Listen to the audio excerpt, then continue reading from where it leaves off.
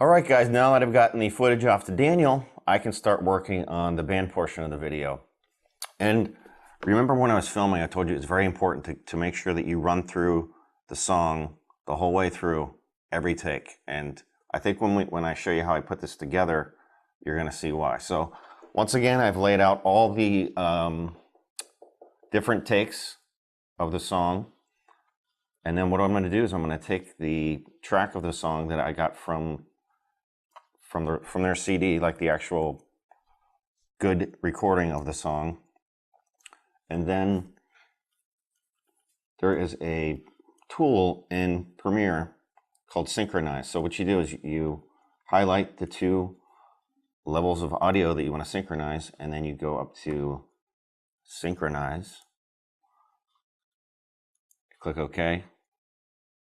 And what that has just done now, it has matched the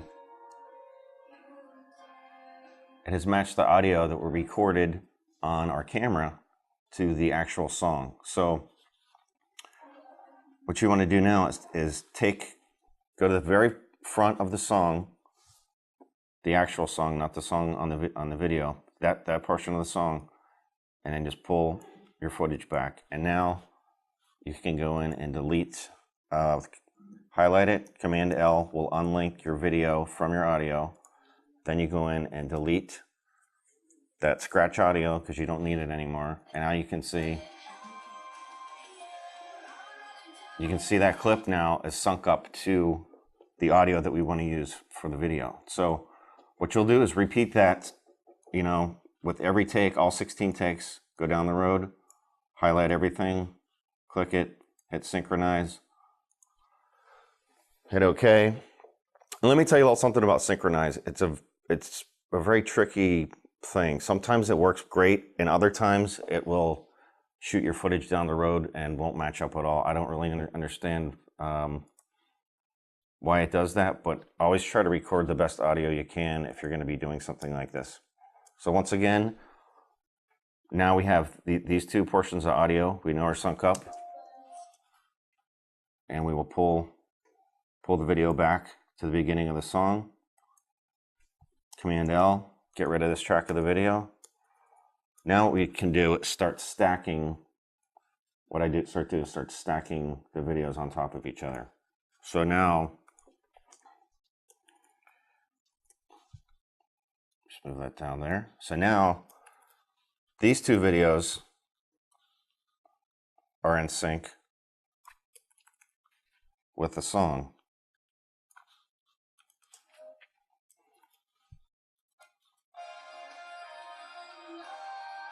As you can see, as I toggle back and forth by turning the eye off, now we have these two tracks of video that are sunk up with our song. So what you're going to do is keep going down the line to all 16 tracks of your video. Synchronize, process, line those up. You can see now that we have 3 layers of video. Now we have 3 layers of video, and they're all sunk up to each other. So you're going to do that for all 16 of your tracks, and you will end up with something like this. And it looks like a tedious process to be going through, and it is, but once you get them all stacked up like this, the next thing that I do is I'll turn all the other tracks off, turn all the eyes off, and I'll go track by track. So like for this layer of video right here, and I usually start at the top. So I'll start with this one right here at the top, number 16. These were those push-in shots we did with the slider. So the beginning of this shot I'm not going to use. I might use maybe from there. And now I go back down to the next layer. So this is the editing process that I have come up with. This is probably my 4th music video that I've done, and believe me, I've made mistakes along the way. So I think for me, this method is the easiest and most effective way to edit. The first thing I'll do, and remember we talked about getting those locked off bass shots that are kind of like the fallback shots. Well, that's when those are your safeguard when you're editing. So I always put those 3 I think we did 2 or 3 takes that were the locked off shot, and I'll put those at the very bottom here, because if anything else goes wrong in the video and all the other camera angles are terrible, you can always fall down to that bottom layer where it'll have the locked off shot that you know is good and you know is fine and usable. So for my method of editing is I'll start at the top here, and basically what I'm doing is I'm going to go through each camera take, the whole thing from start to finish, and I'm going to pick out the little nuggets, the little good pieces of video that I like, and delete all the rest. And there was a ladder in some of the shots. There's a part of one of the shots where the manager is walking around in the background. So you just have to look for those things, and obviously you're going to get rid of them. And hopefully on a different camera angle, a different camera take, that particular part of the song will have a stronger clip on it. So you won't have to use, you know, clips with things in the background or that aren't favorable. So what I do is I literally I'll start and I'll just go through each clip the whole way through. Nothing yet, nothing yet, nothing yet.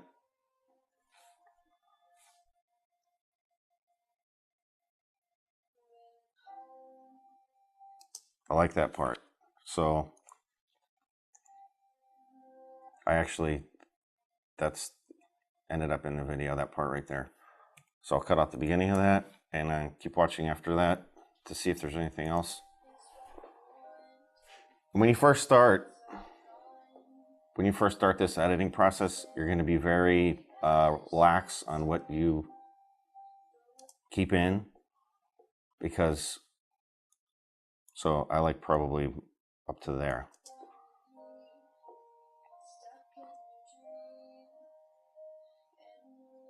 So you're going to go through each one of these camera angles and pick the pieces that you like, and then so let's say I've done that already. I'll show you what that looks like.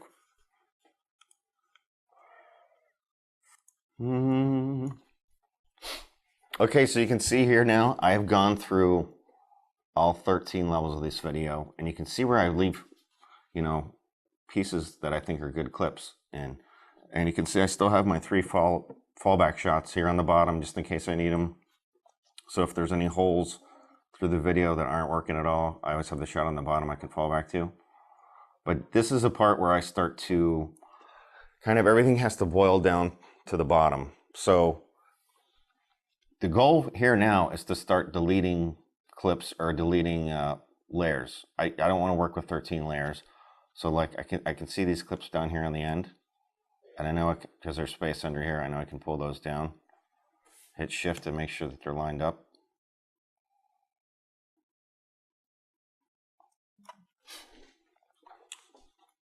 And from there, it's a process of decision making. You know, so on this portion I have 1, 2, 3, 4 options.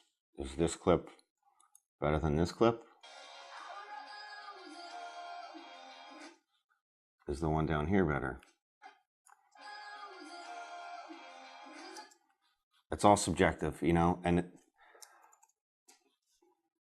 this is the part of the video where you have to start deleting things and get aggressive. And you're basically looking for, the way I like to do music videos is if good shots of the singer where she's looking away from the camera, looking at the camera, whatever brings the good emotion to the song is the clip I'm going to go with. There's no real formula to this. It's kind of what emotionally you feel and what the song's telling you.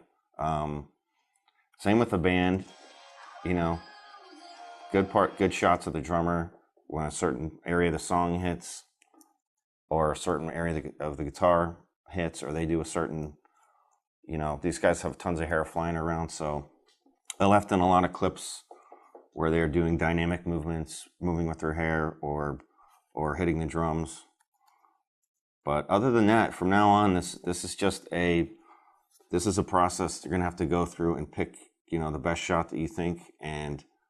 But it's one of those things you're just gonna have to go through the song 200-300 times and pick out the shots that you think best would fit in the video.